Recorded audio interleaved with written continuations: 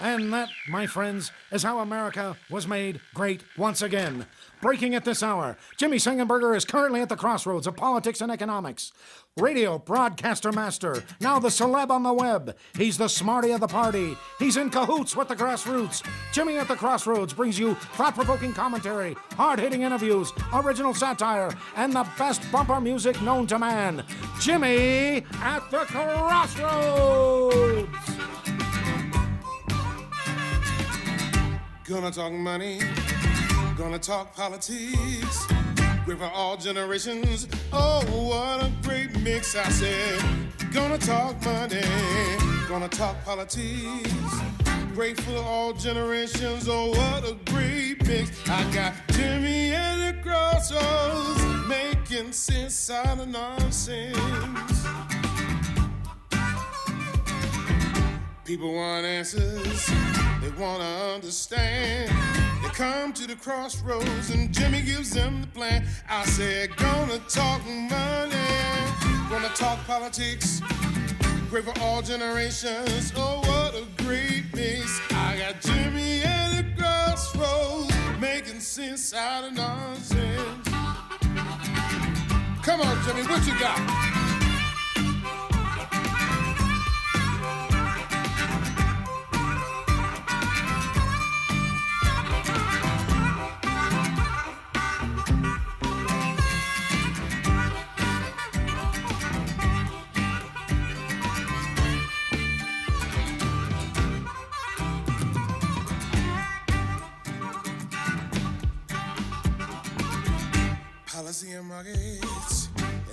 Hello, my friends, and welcome to another edition of Jimmy at the Crossroads. I'm Jimmy Sengenberger, your host for the program. Once again, coming to you in partnership with the Washington Examiner, bringing engaging, intelligent talk, saying style, and indeed, man, can Biff Gore sing that lyric, making sense out of nonsense and everything else. He's an incredible voice. That's why he got pretty darn far in season 6 of The Voice. We are indeed making sense of nonsense, and I invite you to subscribe to the YouTube channel, youtube.com/Jimmy at the Crossroads. Sure do welcome you to subscribe, share the channel as well. Plus, follow me on Twitter at Sang Center. You see right here, Sang with an E, not an A, Center on Twitter. And like the Facebook page, Jimmy Sengenberger Media Personality, facebook.com/Jimmy Sengenberger Pro is the place to go for all of our content on Facebook. Also, of course, jimmyatthecrossroads.com has all the content, articles, so much more. Be sure to check it out. In addition, I invite you to subscribe, like, follow, all those good things to our friends and partners at the Washington Examiner on Facebook, Twitter, YouTube, and of course at WashingtonExaminer.com. So we got a few things that we're going to be doing today here on Jimmy at the Crossroads. I've got some initial thoughts as we see the kickoff tonight for the Democratic National Convention on Thursday.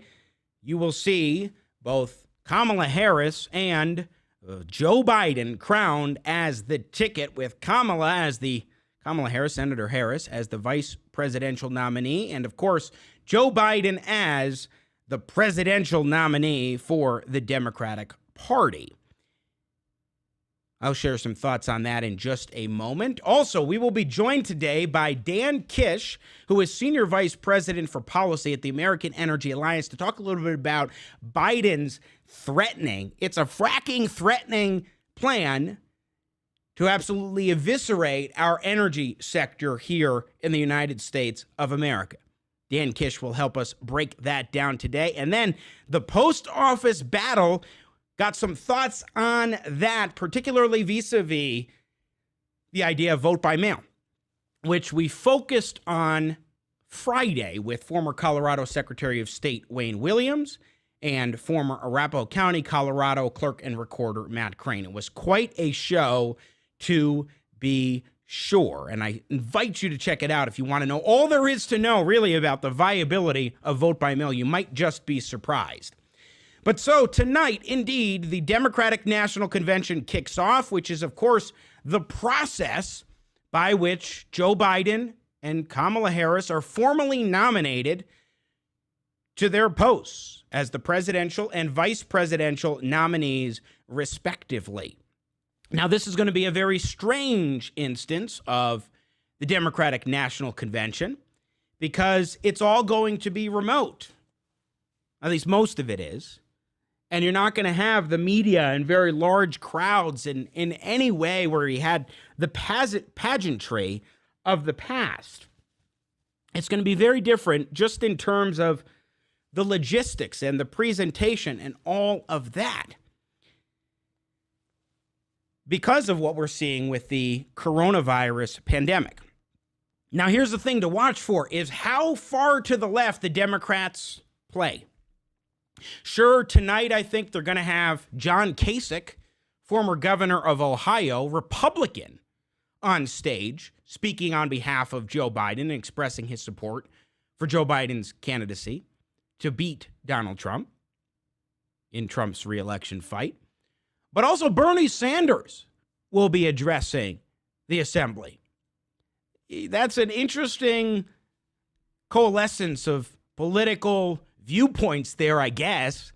John Kasich, never Trumper, and socialist Bernie Sanders on stage at the Democratic National Convention, particularly as Bernie does everything he can to placate the really far left base. Look, you've got the Democratic Party having jolted to the left.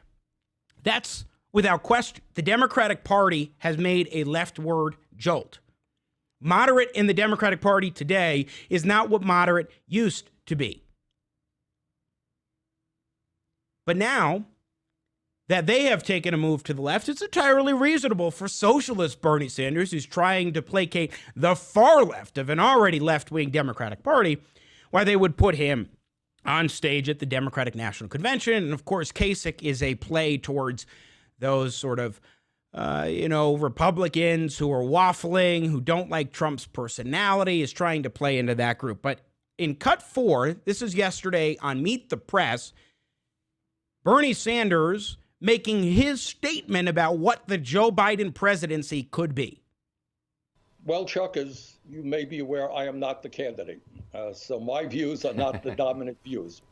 But what I will credit strongly the Biden campaign for is that Joe and I talked about this, and he and I agreed that we should have task forces dealing with some of the major issues facing this country, including the economy and healthcare, climate change, immigration, education, etc. And the people on those task forces work very, very hard. And I'm not here to tell you, as a strong advocate for Medicare for all, that we got everything we wanted. We surely did not. But I think if people look at the outcome of those task forces, they'll find the reality that if those task force proposals are implemented, you know what? Joe Biden will become the most progressive president since Franklin Delano Roosevelt. And that, at this moment, is what we need. The most progressive president since Franklin Delano Roosevelt. That is what Bernie Sanders attests to a Joe Biden presidency being. The most left-wing presidency since FDR, whose New Deal was grandiose, was vastly unconstitutional in many different ways, and also, by the way, prolonged the Great Depression. One study suggests that the Great Depression was prolonged by 7 years because of the misallocation of resources by FDR and his New Deal. Now, that is quite a statement given all that FDR put into place as president of the United States, to say that he is basically saying, by saying the most progressive president since FDR, he's saying the most left-wing president since FDR. I sure hope that wouldn't be the case if Biden were to become president of the United States, but that is what Bernie Sanders, socialist senator from Vermont, is saying, and he's making his case, trying to speak to that farther left base, but I think he's right. I think he's right. You look at Kamala Harris's record, you look at Joe Biden's record, you look at where the Democrat Party is at this point. The Democratic Party today is more left-wing than it has ever been, broadly speaking, in American history. From the economic side to the cultural side. That's why we're seeing what we're seeing happening in the United States of America today. So let's heed these words from Bernie Sanders, the most progressive president since FDR. That's what we could get if Joe Biden becomes the next leader of the free world. I'm Jimmy Sengenberger. You're watching Jimmy at the Crossroads, coming to you in partnership with the Washington Examiner. We're going to take a quick break. When we come back, we will be joined by Dan Kish from the American Energy Alliance. He's vice president for policy there. We're going to talk with Dan about the significance of a Joe Biden presidency to the energy sector, what it could mean for oil, gas, coal, and more, especially with the plan that Biden has put forward. Keep it right here. Jimmy at the Crossroads, coming to you in partnership with the Washington Examiner. We interrupt this program for a very important presidential message. I have an issue that's very important right now to the American people and to the people of the United States as well. Our jobs are disappearing to Mexico. I'm going to change that in 2021 when I'm reelected. These jobs are gone. Even the Keebler Cookie Company is no longer, it's in Mexico, folks. It's down in Mexico so far. And those elves are out of a job. Our elves are out of, they don't even speak Spanish. They can't go down there, and they have Mexican elves down there now who don't even understand English making these cookies. I'm going to read the new ingredients just so you're interested. Honey, check. Wheat, check. Oats, check. Sugar, of course. But here's where it gets strange. Chicharrones. What's chicharrones? Jalapeno peppers, folks. If you try these cookies, you're going to burn your tongue off. It'll be gone. You'll have nothing. You won't be able to speak Spanish or English or any other language. I'm going to bring those elves back so quick and so much. They're going to love it. You're going to have your cookies back, and your tongue's going to be fine, believe me. Trump 2020, thank you very much. Breaking at this hour, Jimmy Sengenberger is currently at the crossroads of politics and economics. Are you all right with being a shark maverick? Was it okay to team up with you? I'm good, man. We're a part. It's a partnership. We're like this, Jimmy. I got you. I got Jimmy at the crossroads, making sense out of nonsense. Now, I want to introduce to you my phenomenal partner on this resolution, the great Alexandria Ocasio-Cortez. Oh, beautiful. Thank you, Senator, and thank you to all of my colleagues here that have joined us today. This is so incredible. This is such a major watershed moment, and I am so incredibly excited that we are going to transition this country into the future, and we are not going to be dragged behind by our past.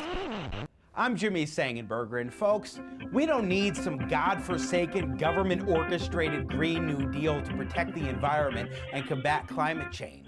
No, we need to unleash innovation through the free market.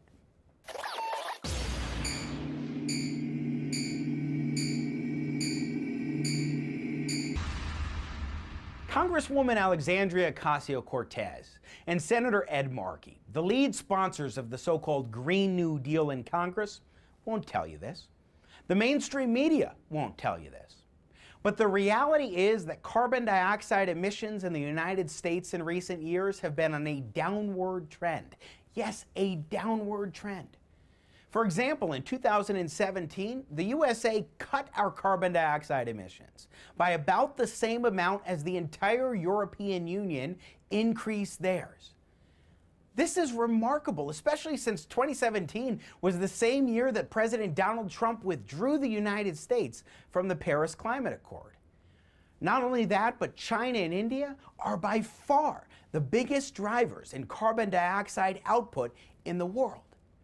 But what has led this revolution in the United States of reducing carbon dioxide emissions? Well, it has been the revolution in innovation.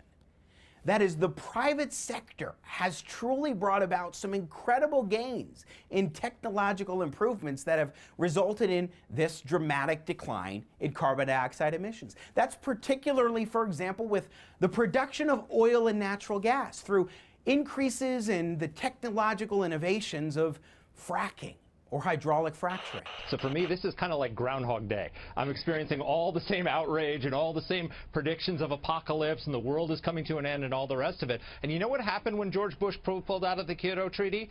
In the next 14 years, we reduced our emissions by 18%. We reduced our emissions faster than the European countries that are now criticizing Donald Trump. Our emissions right now are at 1992 levels. And it's not because of a treaty. It's not because of some piece of parchment signed in Paris or Kyoto. It's because of the free market economy, innovation, and technology. It's hydraulic fracking. It's all of these clean coal technologies that are reducing our emissions. The reality is that the private sector has been driving these dramatic improvements in technology that has reduced carbon dioxide emissions. In other words, it is the free market that has been driving forward with combating climate change. If this is happening, and it has been happening, what we really need is to unleash more of the unlimited potential of the private sector, of the free market, of each and every individual, because that is the pathway to defeating climate change and really saving the planet, not through some government scheme. The Millennial Policy Center just came out with some great research on how we can fix environmental problems and combat climate change through the free market. To learn more, log on to millennialpolicycenter.org.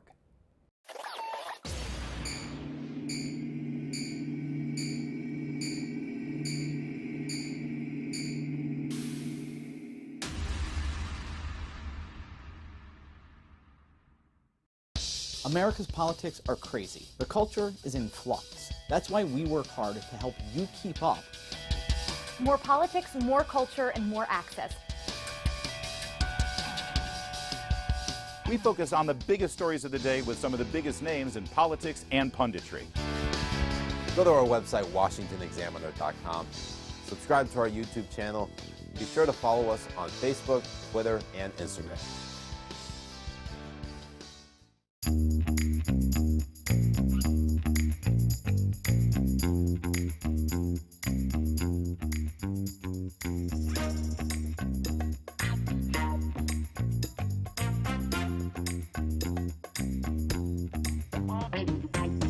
Ladies and gentlemen, welcome back to Jimmy at the Crossroads. We're going to bring on a man that shows everyone the light of the right, and that's Jimmy Sengenberger. Here he is.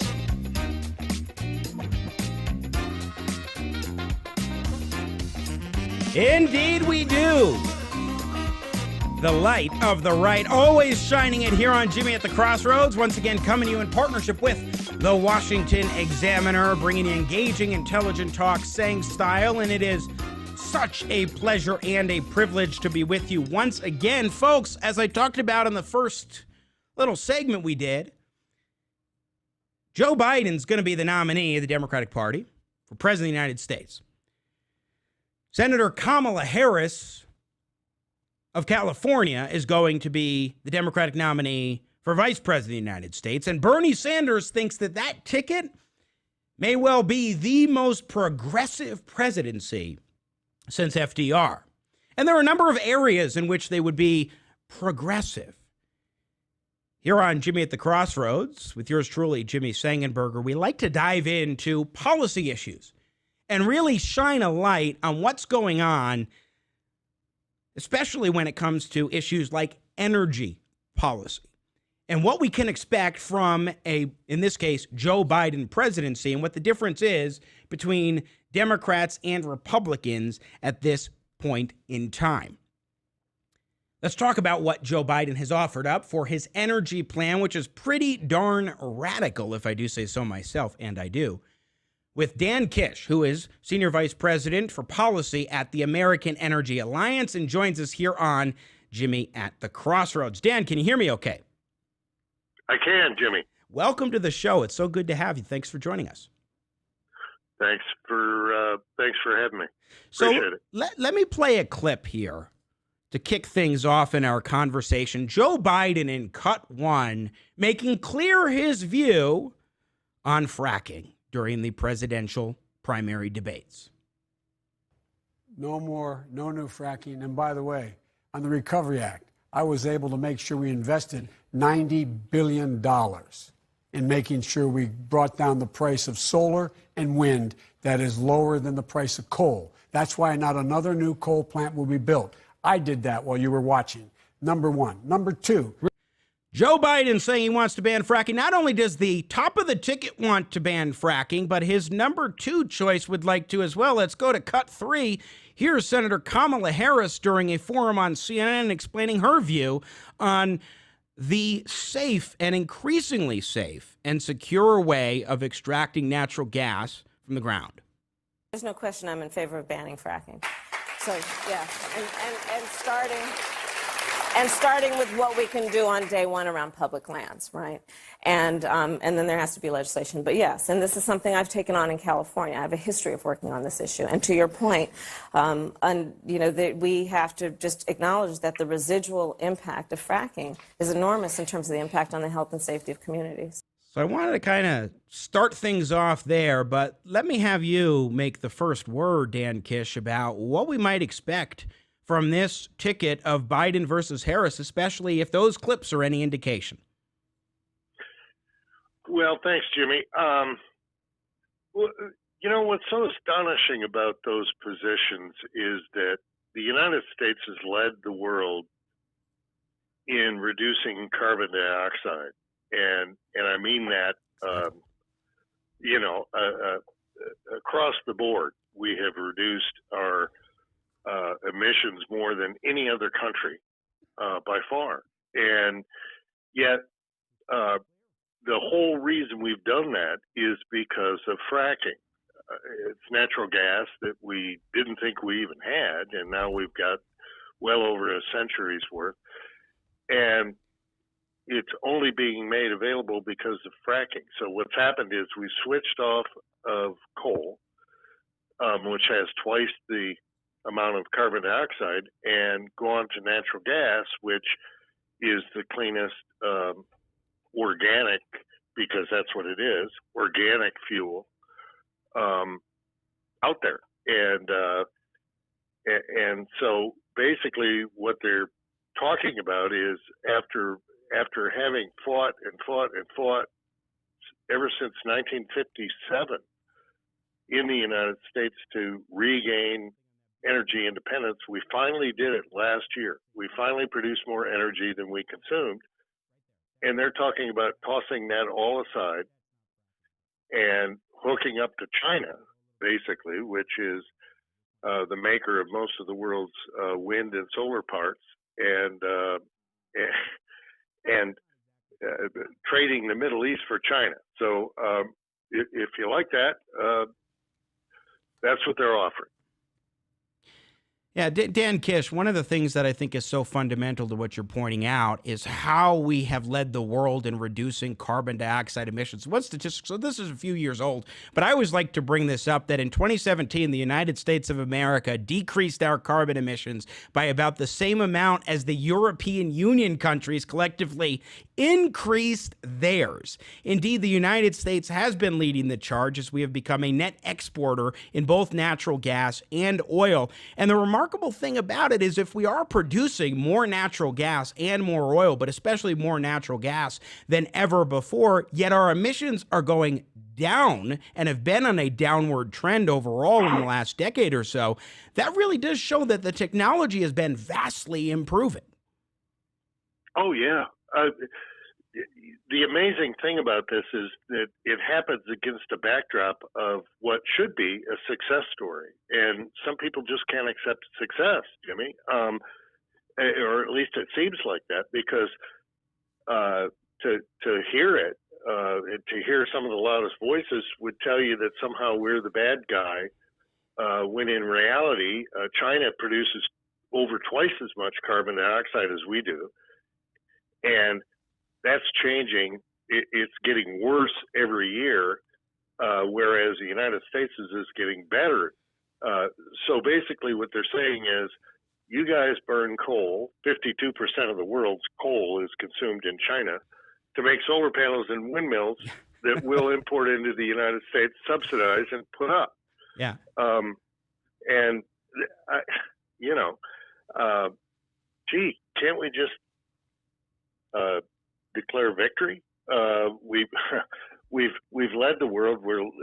They'll all scold us for not being part of the Paris Treaty that President Trump withdrew us from. But in reality, while they've been going up, we've been going down. So let's just let's just declare success. Yeah, well, and one thing, Dan Kish, that I want to emphasize in this point is that there really is, I think, in the Trump administration, an understanding of what's really motivating things here. So last week, the Secretary of the Department of Energy, Secretary Brouillette, was here in Denver, Colorado, where we're broadcasting from, and he pointed to industry as leading the charge, discussing how the top-down approach isn't the right way to go. That is, where government is micromanaging industry and saying, here are the things you need to do. Instead, the innovation has been driven by the oil and gas industry, particularly incentivized by market forces, as opposed to the government saying, hey, this is exactly what you need to do. The best innovation has come from these incentives, from private sector incentives, from consumers, especially younger consumers, for example, who are looking and concerned about climate change, and they're telling companies, hey, you need to reduce your emissions, and those companies have been listening. They also like more efficient fuel sources and extracting in more efficient ways because it reduced the costs that those companies have to incur when they're actually extracting oil and natural gas. And so there are all these reasons without government saying, hey, here's what you need to do and how you need to do it, Dan. Well, yeah, and that runs counter to the story. There's this sort of belief, Jimmy, that somehow there are masterminds in Washington who know all these things, and they've got the only way out. When in reality, the fact of the matter is, we've got people with an incredible amount of intellect and immersion in STEM and all of the requisite studies across the board that are deploying this on a daily basis, all trying to outdo one another, all competing to get cleaner and greener, and they're succeeding, and yet the success stories aren't told. And ultimately they are, because at the end of the tailpipe, we're going further with less emissions, and the people who are harping at us for somehow being bad or not doing enough are pitching solutions, government-based solutions, that ultimately aren't working in the countries that they would hold up as examples of how we ought to do things. Sure. Again, we're talking with Dan Kish, Senior Vice President for Policy at the American Energy Alliance. And we were just showing a clip of Alexandria Ocasio-Cortez, one of the leading advocates for this excessive regulatory regime, the top-down, government knows best attitude. I think it's tomorrow night that she will have a message shared with the Democratic National Convention delegates, and folks in the media who will be watching it very closely will surely be very excited to see her message presented. But I think that one of the other points that we must get into, while the significance of the oil and gas industry leading the charge, especially for natural gas and fracking technologies and reducing carbon emissions and other emissions like methane, for example, we need to talk about the economic impact of the oil and gas industry. For example, the American Enterprise Institute just put out some data recently showing that the average annual pay for natural gas and oil extraction workers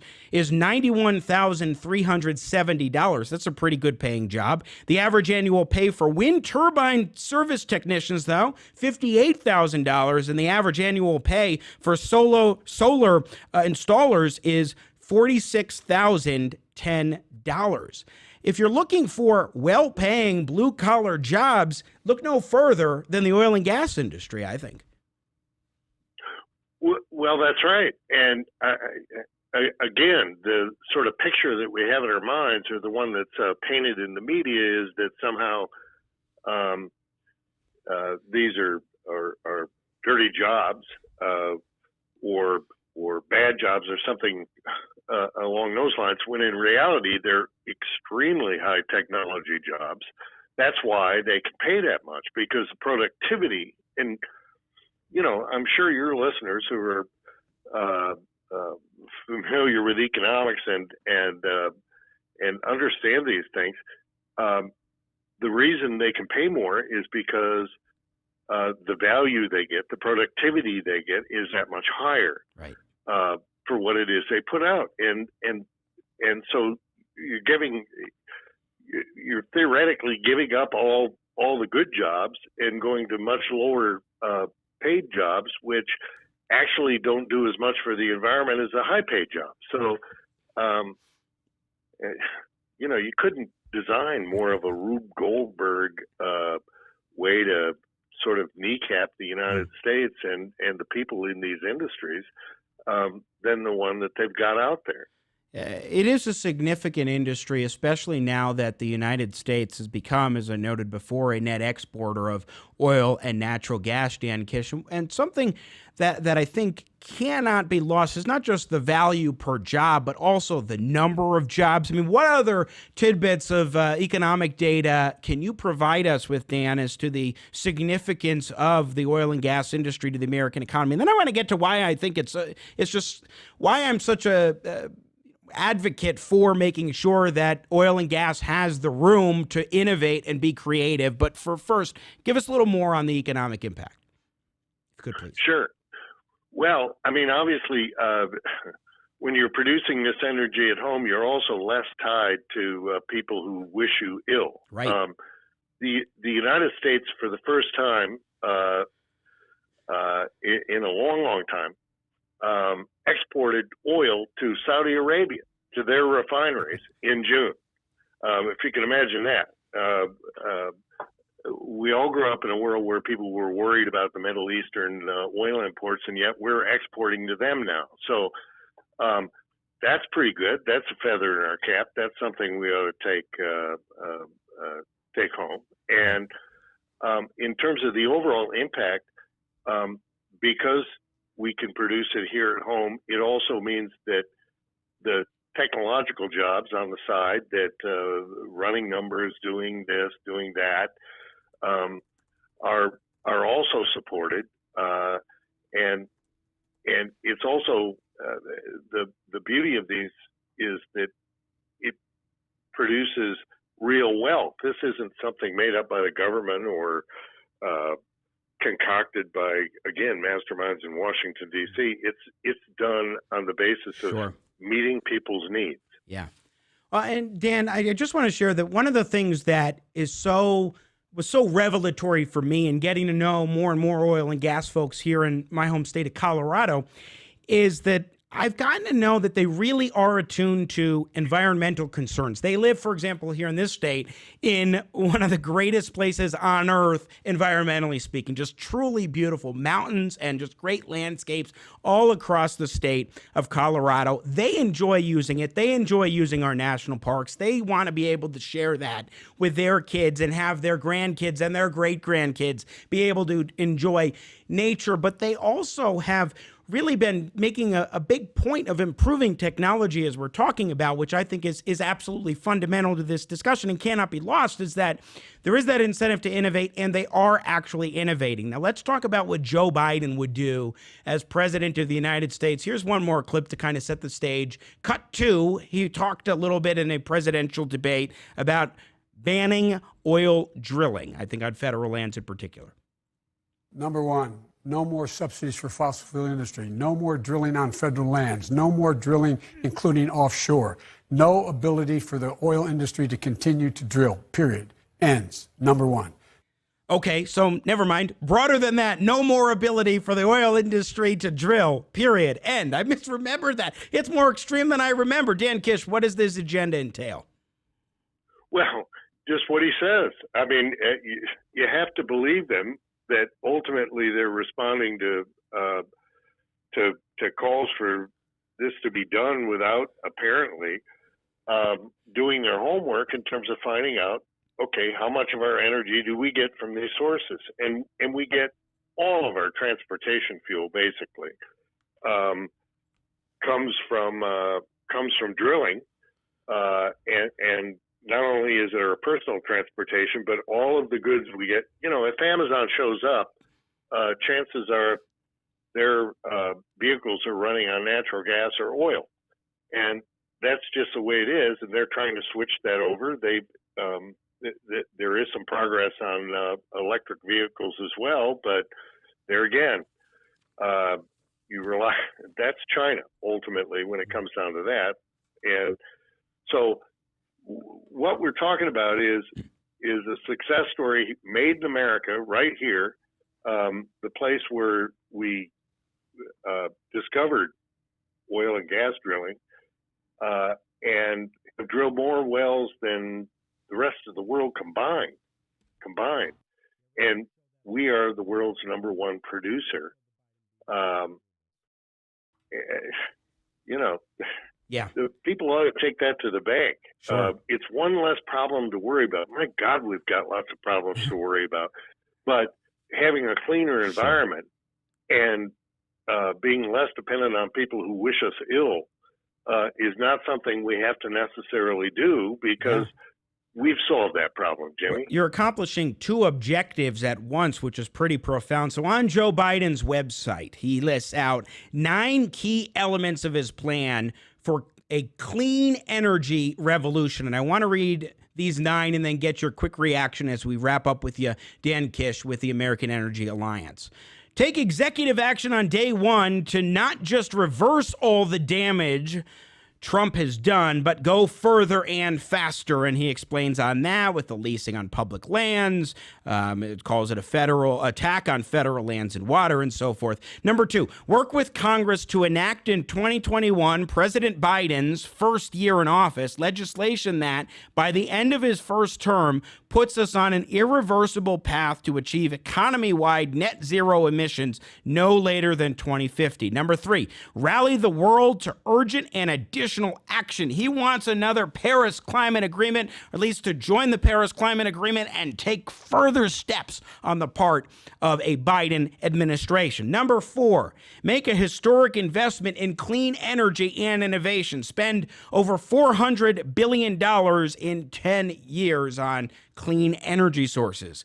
Accelerate the deployment of clean technology throughout our economy. Make environmental justice a priority across all federal agencies, which is an interesting phrase, environmental justice, that the far left has been using for many years now. Now it's getting more mainstream traction among Democrats like Joe Biden, the presidential nominee to be. Number 7, hold polluters accountable.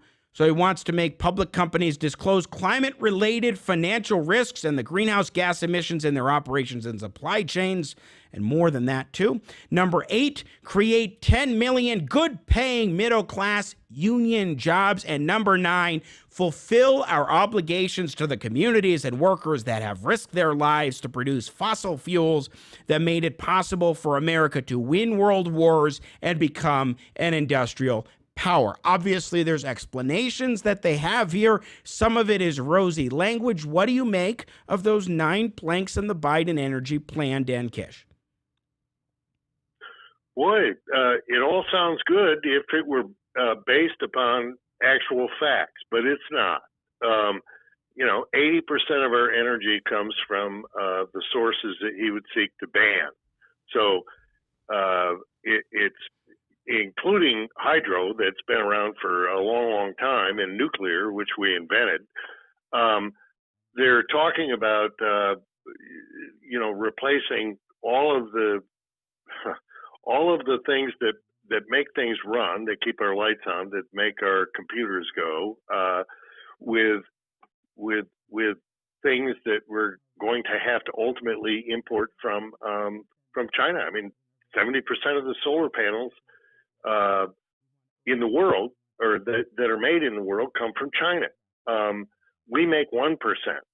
So what he's talking about is taking huge amounts of taxpayers' money and rewarding the Chinese who are making solar panels with coal and shipping them to us.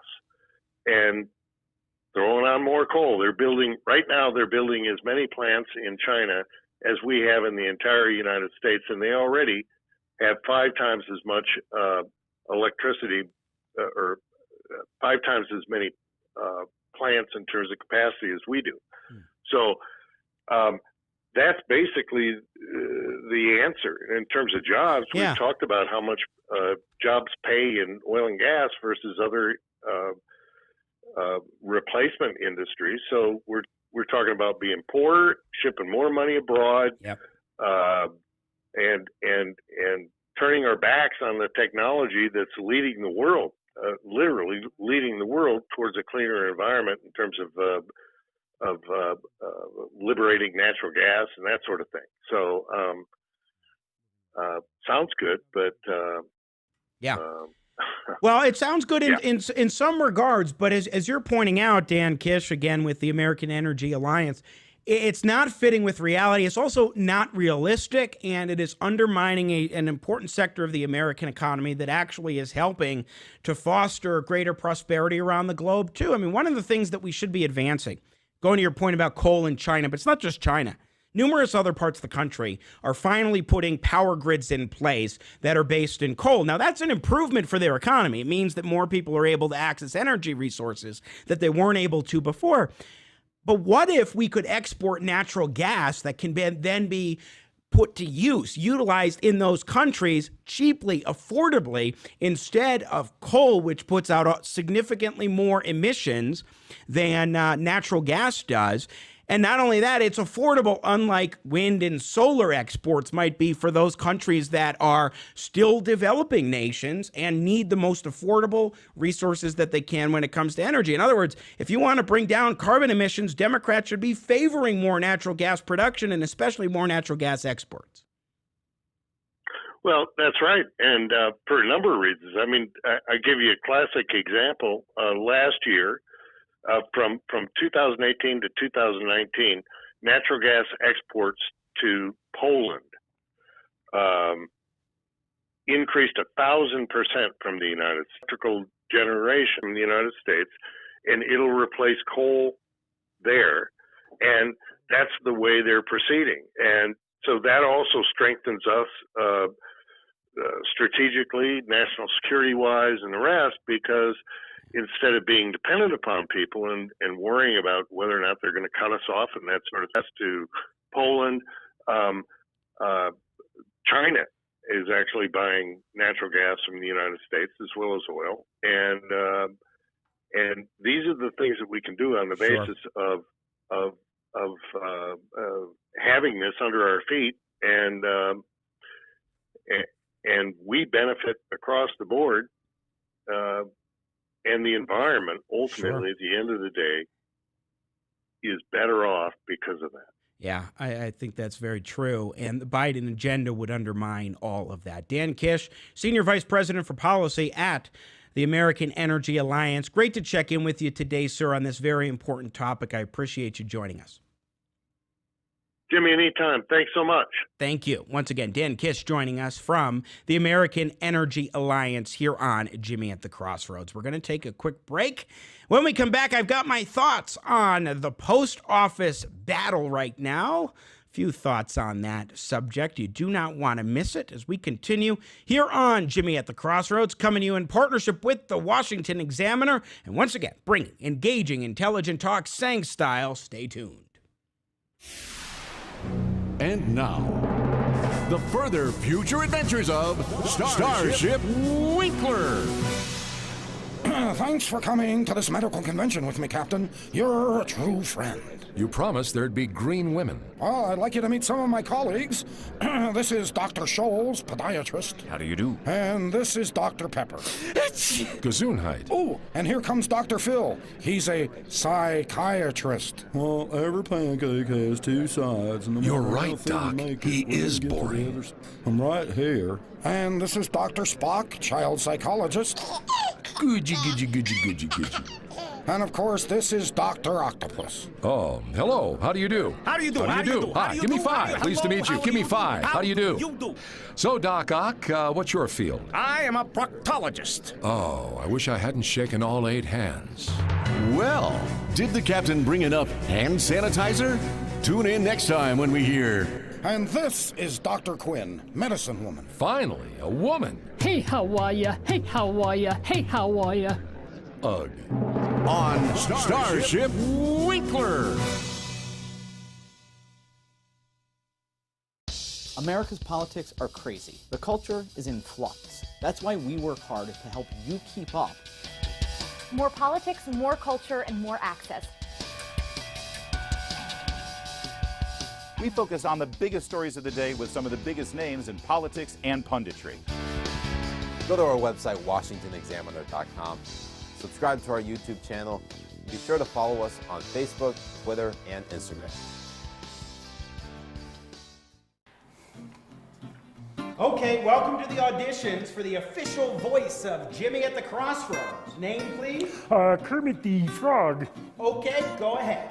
Hi-oh, Jimmy the show host here. Next. Next. I told you they wouldn't go for it, Froggy. Hiya! And you are? Stewie Griffin. Can you sing a bumper song? Oh, absolutely. La la la la, la la la la. This is so beneath me. Thank you. Okay, next, previous experience in voice work. I was a duck. Next. Affleck. Okay, Dr. Evil, you're up. Okay, everyone. Welcome to Jimmy at the frickin' Crossroads. We invite you to watch for $1 billion. Mr. Simpson.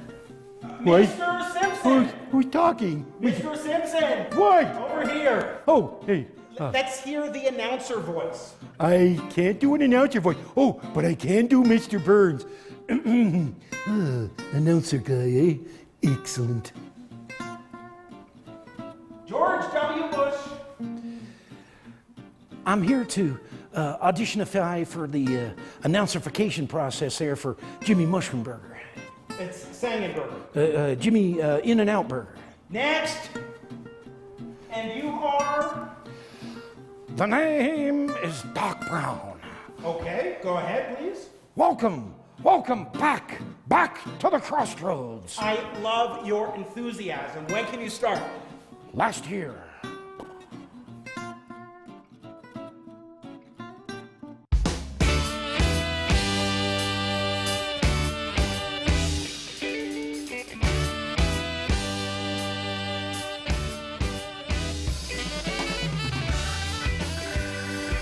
And Crossroads fans, let's get you back to your host of Jimmy at the Crossroads, Jimmy Sengenberger.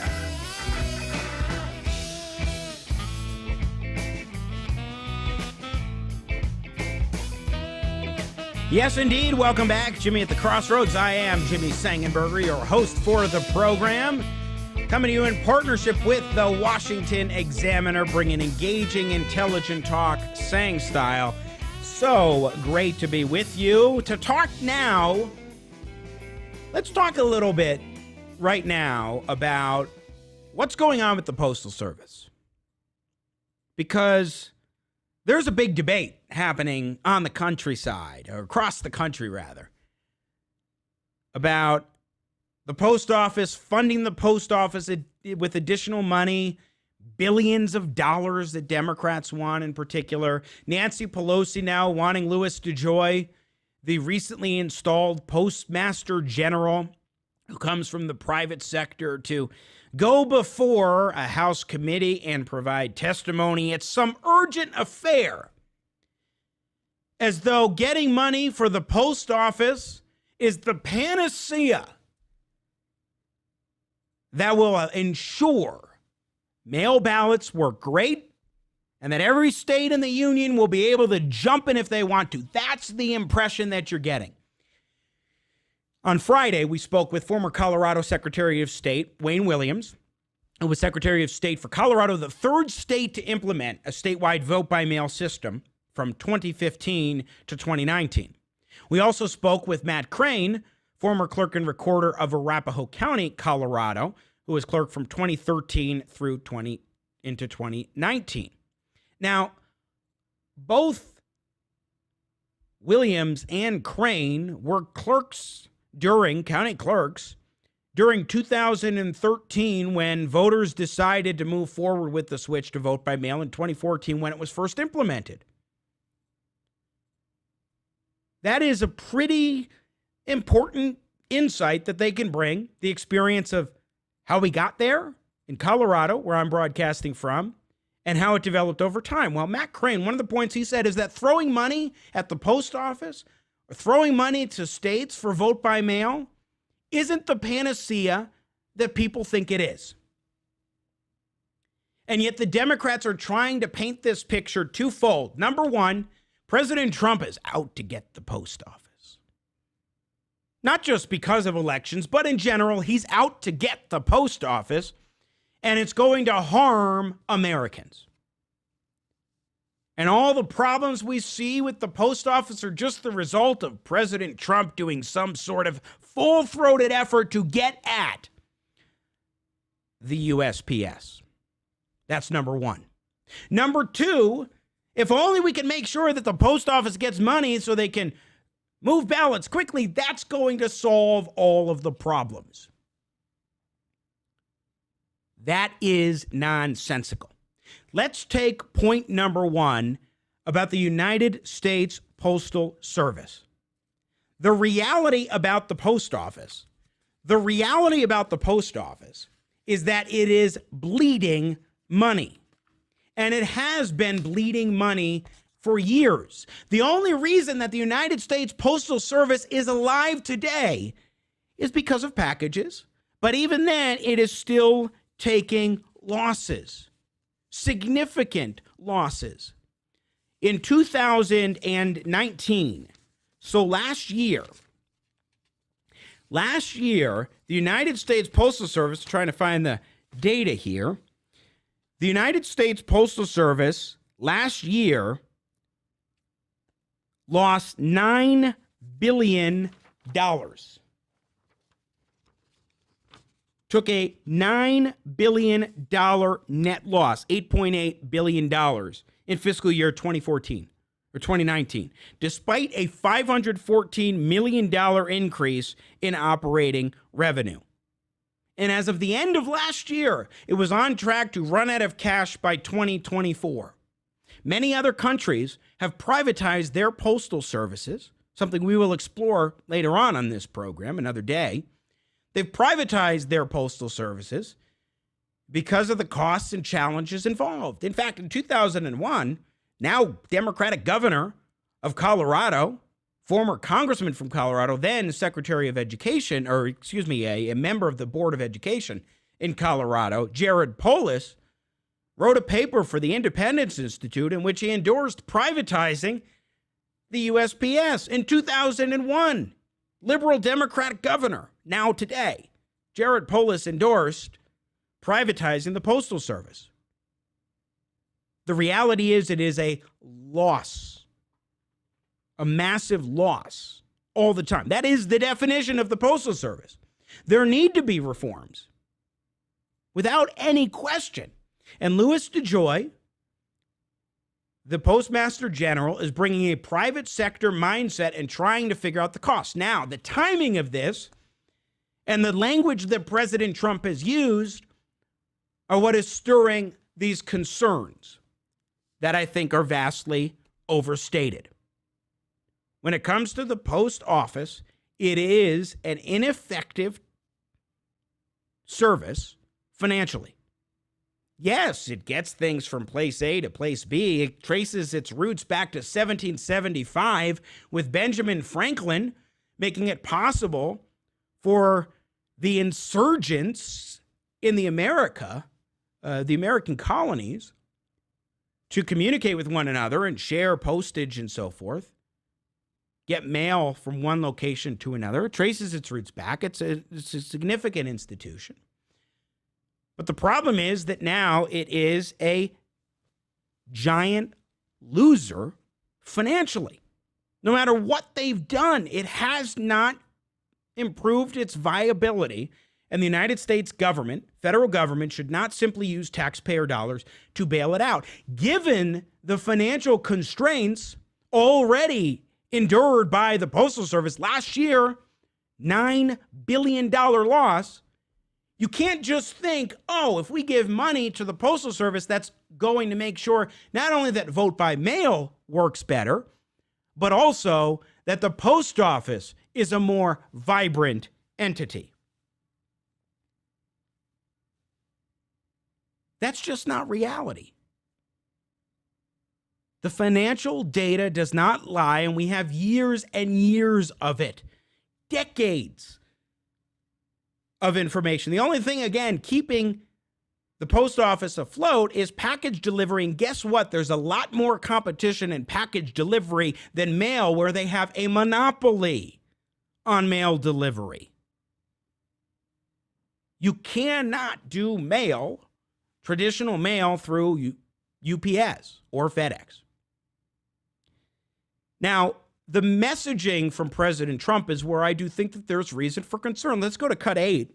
This is Rahm Emanuel, former congressman, former chief of staff for Barack Obama when he was president, and also former mayor most recently of Chicago. And here's the message that he was putting forward that, in his view, Democrats should express on the post office. George, I think, this is all true, but I think the Democrats need to redirect their message. You haven't gotten your medicine through the mail? Donald Trump.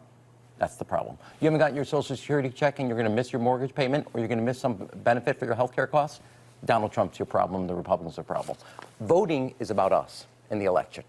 It is about the democracy. It's about people's rights. Yeah, no, exactly. But if you want to, right now, this is tied up on the entire package in Congress. You want to put pressure on getting the Republicans to negotiate, which they are refusing to do now until Labor Day?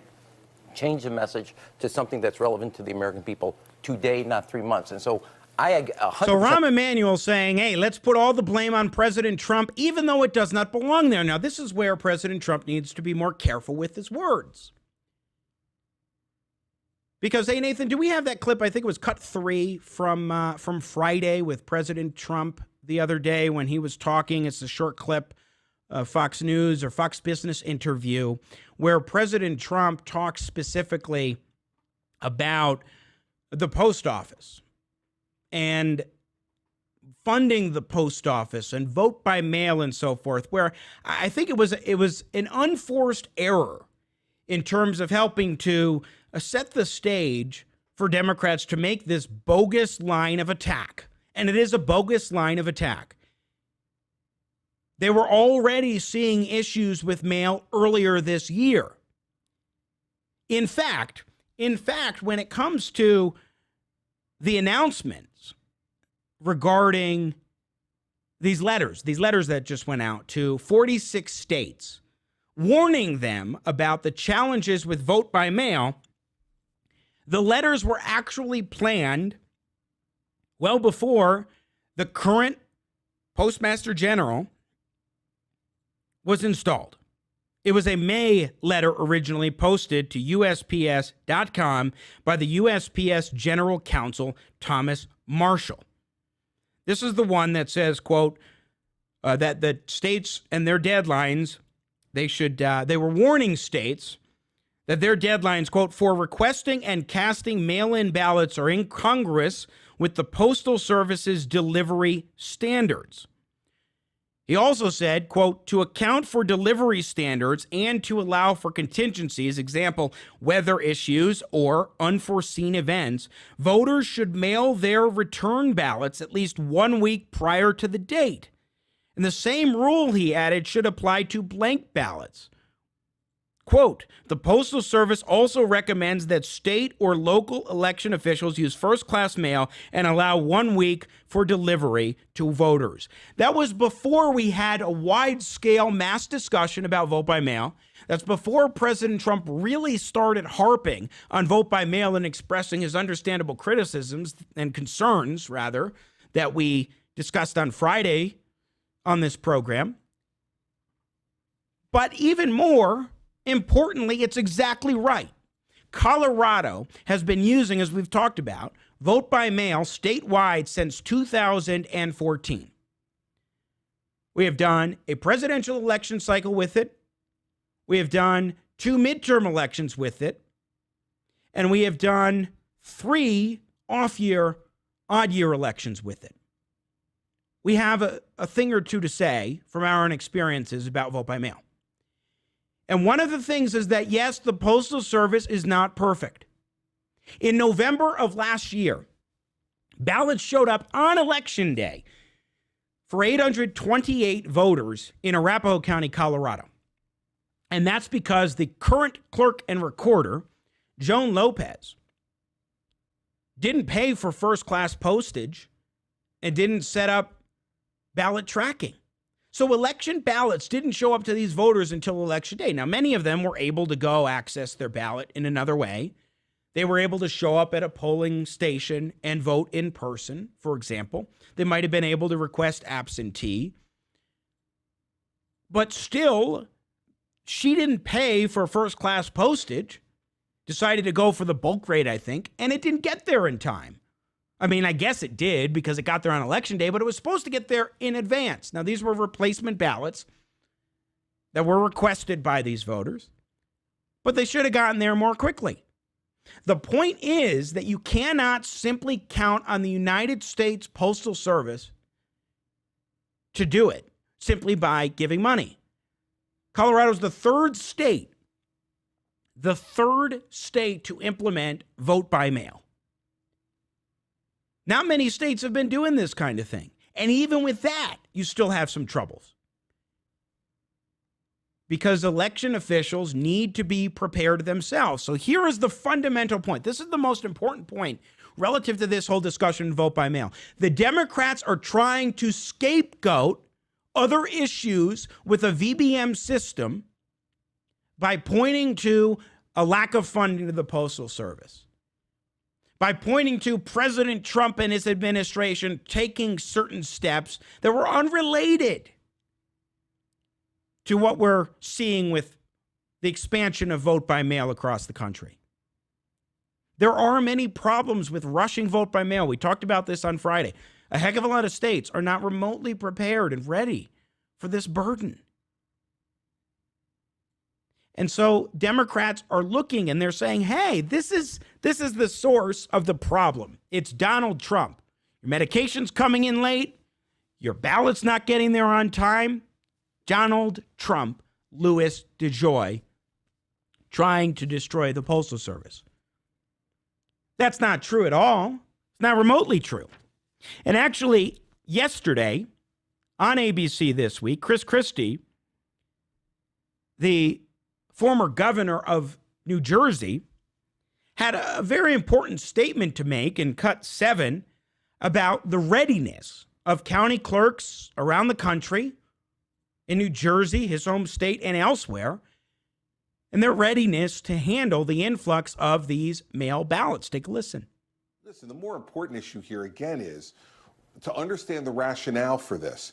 In states all over the country, state governments are failing to have motor vehicles opened, having other agencies open where people are waiting in line to get their unemployment checks, waiting in line to get their motor vehicles registered or their licenses. They allow that to occur.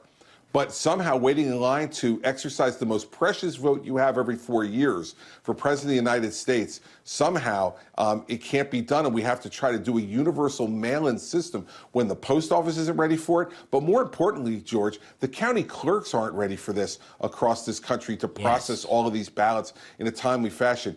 George, you'll notice that Yvette did not answer the question about county clerks. This isn't about the post office. I'm assuming that the post office will get it to a county clerk on time. In New York, in New Jersey, in Georgia, run by Republicans and Democrats at the county level. They don't have the capacity to do this. They don't have the machines to process them fast enough. In Oregon and Washington, they do because they've taken years to put a universal mail-in system in place. This is not the right thing to do for our democracy. And if Yvette is really concerned about our democracy, if she's an acolyte of the Al Gore years where every vote must be counted, well, then we shouldn't do this on the fly. We need to do this in a smart way. What's wrong with every vote being counted? In New Jersey, people are standing every vote should be counted, George, but it won't be counted, at least not counted till December or January if we go to universal mail-in voting, because the county clerks in all the counties across this country do not have the equipment to be able to get this done, and they can't get that equipment between now and November 3rd. It's impossible. Thank you, Chris Christie. Former governor of New Jersey getting it exactly right, and President Trump and his administration and his campaign and all Republicans across the country should watch two things. One, our show on Friday with Wayne Williams, former Secretary of State for Colorado, and Matt Crane, former clerk and recorder for Arapahoe County, Colorado, which was very informative. It was tremendously informative and very valuable. And also just that clip alone from Chris Christie, who got it exactly right. From the beginning, they shouldn't have been saying this broad brush, vote by mail is horrible and it's going to lead to fraud.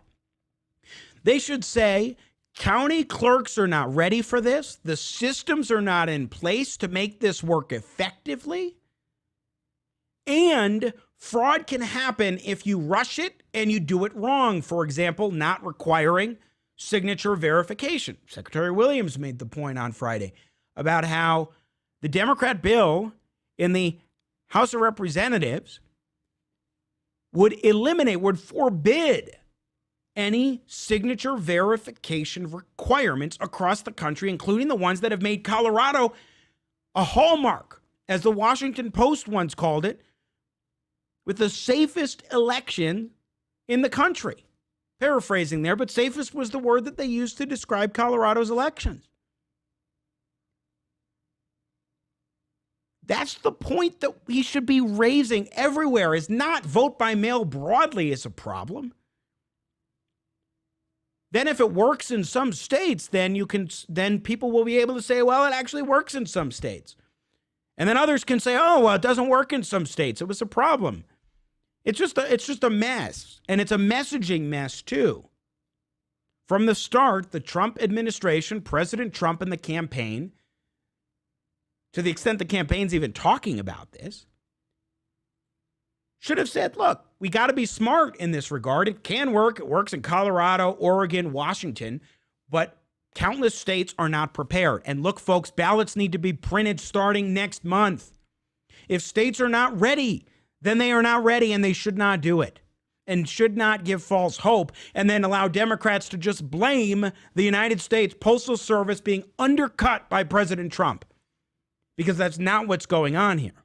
And unfortunately, the messaging has predominantly set that up.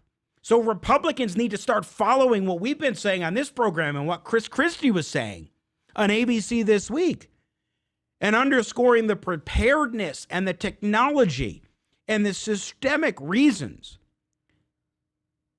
why states across this country are not ready to move forward. And it is not simply a Postal Service issue by any stretch of the imagination. Is the Postal Service ready for the influx of mail ballots? Probably not, because this has never been tried before. But that's the least of the problems here. We need an honest discussion about the post office and vote by mail. Unfortunately, most places aren't having it. We will continue to do so here on Jimmy at the Crossroads. Well, that is it for us today here on the program. Once again, coming to you in partnership with the Washington Examiner. And I do thank the Examiner once again here on this very show. And of course, I thank Nathan Matoush, producer extraordinaire, working the Matoush magic once again today. Plus, my thanks to Dan Kish from the American Energy Alliance, joining us today to talk about Joe Biden's radical plan on energy issues. That is it indeed for us today. In the meantime, between now and the next show, have a great day, stay well, stay healthy, and of course, as always, may God bless America.